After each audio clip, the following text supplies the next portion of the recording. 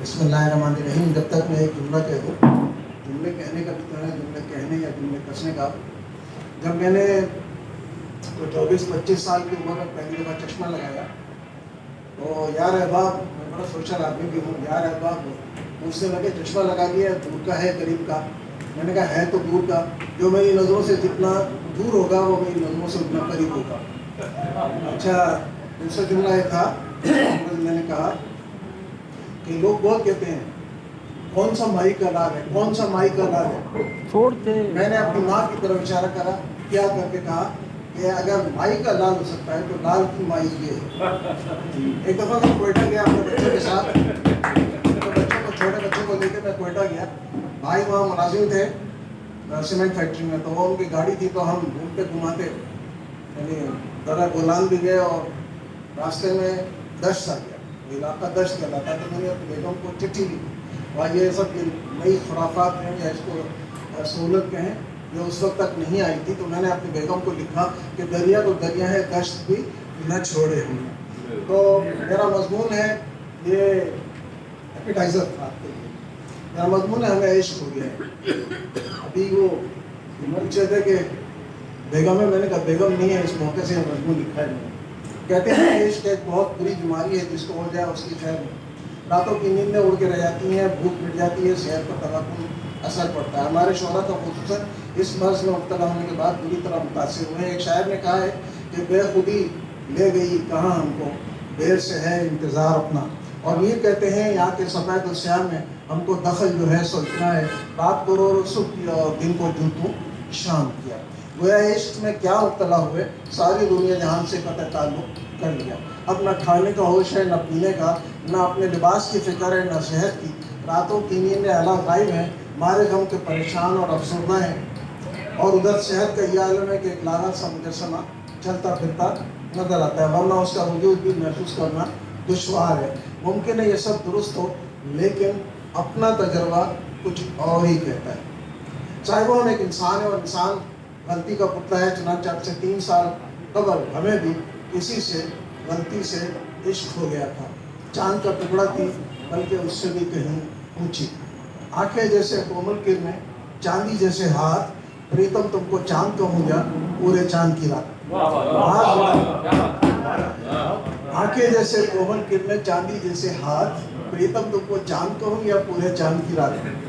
ناز نخروں اور حسن و رانائی میں اس کا ایک عالم, خیر عالم میں تو نہیں, البتہ گلی بھر میں اس کا بڑا شہرہ تھا. وہ بالکل ہمارے پچھواڑے رہتی تھی. ایک روز وہ دروازے پر کھڑی تھی, شامت اعمال کیا ہوئی کہ ہم نے اسے دیکھ لیا. دیکھا اس نے بھی ہوگا, لیکن وہ اب تک اس کا اقرار نہیں کرتی. کمبخت ہے بھی تو بڑی شریف. اس کی شرارت کا ایک واقعہ ہم آپ کو سنائیں.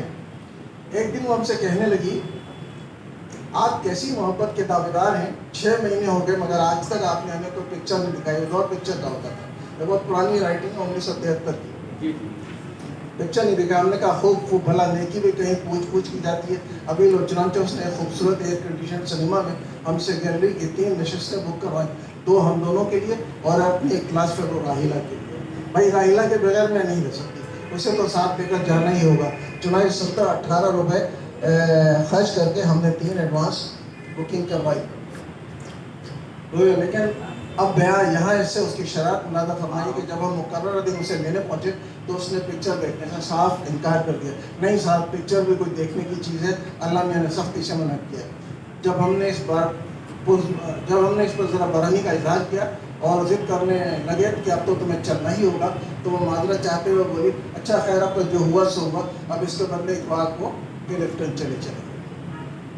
مگر اتوار بھی اس نے کہیں جانے سے انکار کر دیا. اللہ بھائی آپ کے 20 روپئے کا تو نقصان ہوا ہے, تو پوری تنخواہ تو ہم نے آپ کی ضائع نہیں کروائی. قصہ مختصر یہ کہ اس پہلی ملاقات کے بعد سے ہمارا اور اس کا ہمیشہ کا ساتھ ہو گیا. عنایت بھائی بہت غور سے دیکھیں, وہ ہمیں دیکھ کے جیتی تھی اور ہم اسے دیکھ کے جیتے تھے. ہم اس پر جان دیتے تھے اور وہ ہم پر.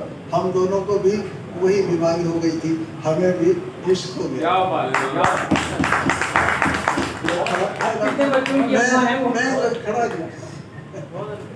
یہ قصہ جب سے شروع ہوتا ہے, اس سے قبل جسمانی لحاظ سے ہماری حالت بہت زیادہ خراب تھی. ہم بے حد دبلے پتلے اور تینکے کا مینو بدل تھے.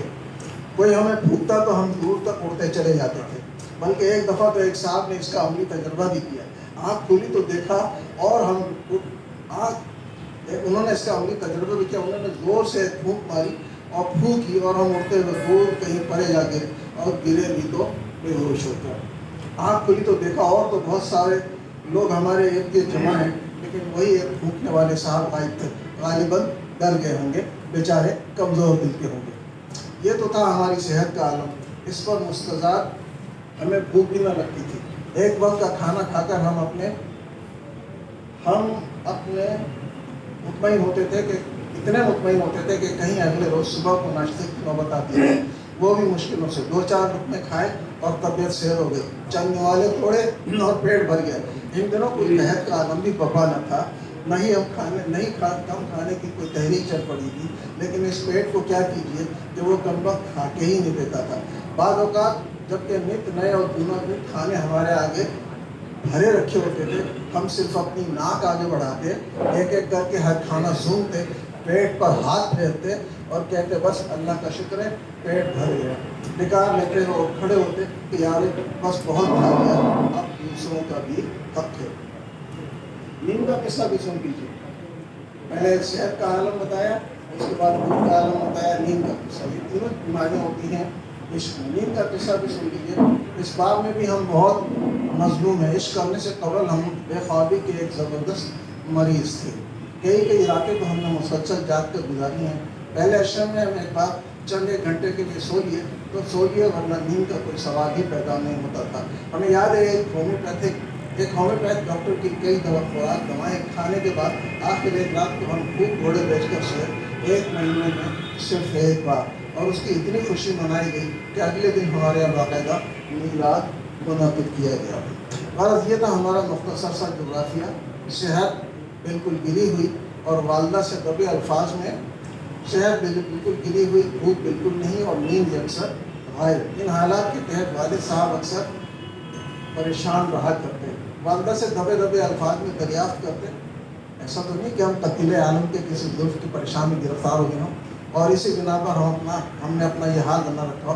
والدہ بھی شک و شبے کا اظہار کرتی اور چپ ہو جاتی. ان بیچاروں کو کیا خبر کہ اس وقت نہیں بلکہ ہمیں عشق بعد میں ہوا تھا. عشق کی شدت میں جو اضافہ ہوتا گیا اور ہماری ملاقاتیں جیسے جیسے بڑھنے لگی, ہمارے حالات میں نمایاں تبدیلیاں آنے لگیں. ابھی ہم نے آپ سے عرض کیا تھا کہ عشق سے قبل ہمارا جغرافیہ کیا تھا, اور اب ہم آپ کو بتاتے ہیں کہ عشق کے بعد ہماری تاریخ کیا ہوگی. سب سے پہلے صحت کو لیجیے. ہم نے 3 نومبر 1967 کو پہلا عشق کیا تھا اور اس وقت ہماری صحت ہر لحاظ سے پسماندہ تھی. لیکن اسی عشق کی جب ہم سالگرہ منانے لگے تو ہماری صحت میں معتدل کا اضافہ ہو گیا تھا. ہم پہلے سے ڈبل ہو گئے تھے. بدن میں چستی اور توانائی کی ایک لہر دوڑتی ہوئی محسوس ہوتی اور ہم خوشی کے مارے پھولے نہ سماتے. یہ کیفیت پہلی سالگرہ پر تھی, لیکن اب جب کہ ہم 30ویں سالگرہ منانے لگے ہیں, آپ خود ہی اندازہ کر سکتے ہیں کہ ہماری صحت کا کیا عالم ہوگا, کیا عالم نہ ہوگا. اب ارد گرد کے علاقے میں کوئی لحاظ سے کوئی ہمارا ہمسر نہیں ہے, ہاں ہم دور کی نہیں کہتے, لیکن اس پر بھی شہر بھر کے صحت مندوں اور موٹے موٹے آدمیوں کو ہمارا یہ چیلنج ہے کہ اگر ہمیں یوں ہی عشق کرتے رہنے دیا گیا اور سماج دشمن عناصر میں کوئی رکاوٹ نہ ڈالی تو وہ دن دور نہیں جب ان کی حیثیت ہمارے نزدیک ایک تنکے سے زیادہ نہیں ہوگی. ظاہر ہے کہ صحت کا یہ عالم ہمارا اس لیے ہو گیا تھا کہ ہمیں دوسرے تمام عملوں سے بے نیازی ہو گئی تھی. لے دے کہ ایک ہی غم رہ گیا تھا, وہ تھا غم جانا. یعنی جو غم ہوا غم جانا بنا دیا. یا جیسے جگر مرحوم نے اپنے عشق کے بارے میں فخریہ کہا تھا کہ راہ جنوں آسان بھی ہے زلف جا کے سائے سائے. تو ہمارا بھی یہی حال ہو گیا تھا. چونکہ ہم ہر غم کو غم جانا میں تبدیل کر دیتے تھے, اس لیے کوئی غم لگتا ہی نہ تھا. اس کا بہت اچھا اثر ہماری صحت پر پڑا اور ہمارے لیے چلنا پھرنا دوبھر ہو گیا. مطلب یہ کہ ہمارا وزن اس وقت زمین پر بہت بڑھنے لگا. یہ اللہ کی دین ہے, جسے چاہے عطا کرے. پھر یہ بھی اسی عشق کا نتیجہ تھا کہ بھوک بے تحاشا لگنے لگی. پہلے ہم دسترخوان پر صرف ناک آگے بڑھاتے تھے اور سونگ کر پیٹ بھر لیتے تھے. اب 3-3 4-4 روٹیاں بھی کم پڑنے لگی. लेकिन हमारी वालदा हिसाब करने लगी तो मालूम हुआ कि आटे और दाल चावल का बजट पहले से 100% बढ़ गया है। सोच विचार करने पर उन्हें अंदाज़ा हुआ कि ये सब कुछ तो हमारी खुश खुराकी की बरकतों की वजह से हुआ है। इस सज्जे पर हमने अपनी माँ को एक तरफ अपनी सेहत पर निहाल होते देखा और दूसरी तरफ महंगाई में बजट के इजाफे पर सबको पीटते भी देखा। वो बैठ पर गम और खुशी दोनों कैफियतों में मुब्तला थी। ये सब इस बाइस था कि हमें किसी से इश्क हो गया था, जो जाहिर है कि पहले नहीं था। रह गई नींद तो उसका हाल भी आप क्या पूछते हैं। अब हम इंतहाई बेफिक्री के साथ पड़े एंड पे रहते हैं और चारपाई तो अब कहीं नहीं पाई जाती, लिहाजा मसहरी तोड़ते रहते हैं।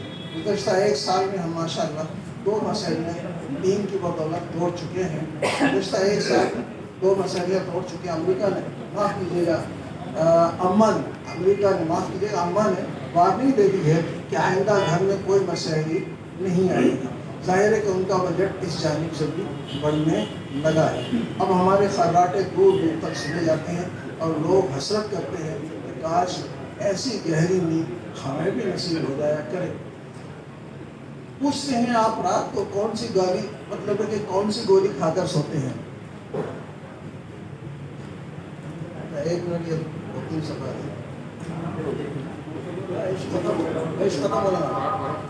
कौन सी गोली खाते हैं। आपको मैंने क्या बताया कि हम गोली नहीं खाते, इश्क करते हैं। अब हमें इश्क हो गया है। भला अपनी सेहत का राज हम हर किसी को क्यों बताते थे। तो कारीन आपने देखा कि इश्क के कितने खुशगवार असरात हमारी सेहत पर पड़े। हमारी सेहत, हमारी भूख और हमारी नींद सब खुशगवार हो गए। गालिब ने न जाने क्यों ये कह दिया था कि इश्क ने गालिब हमको निकम्मा कर दिया, वरना आदमी हम भी थे काम पे।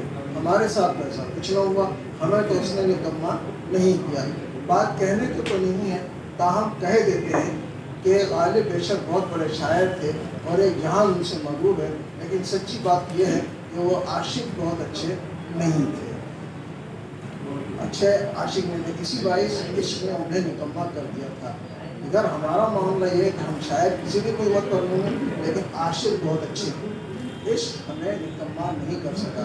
इधर उनका हाल भी सुनिए, वो भी माशाल्लाह दिन रात पर क्यों रही हैं और अशाश बशाश हैं। उन्हें भी हमारी तरह कोई फिक्र नहीं है। सच्ची बात यह है कि अगर हमारे वालिदैन को इस हकीकत का पता चल जाए कि सेहत में ये ताजगी और ये उसको जमात सब कुछ उसी इश्क का दिया हुआ है, तो एंड मुमकिन है कि वो हमें इश्क करने की खुले आम इजाज़त देते। वैसे भी इख्तिताम पर है तो एंड मुमकिन है, ताहम राज के अफशा में ख़तरे बहुत है। इसलिए हम उन्हें बताए बगैर चुपके राह वफा में यूँ ही आगे बढ़ते जाएंगे और अपनी सेहत की कामरानियों के परचम लहराते जाएंगे। इश्क हमारे हक़ में बहुत ही इस्लाम में चलने वाला कुछ ही रहा पछताया कब। ये मेरा मजमून था। वाज़ेह है कि इस मजमून का बहुत बड़ा हिस्सा 1971 में लिखा गया था और इस मजमून का बकिया एक सफ़ा 2001 में लिखा गया। तहरीर एक दूसरे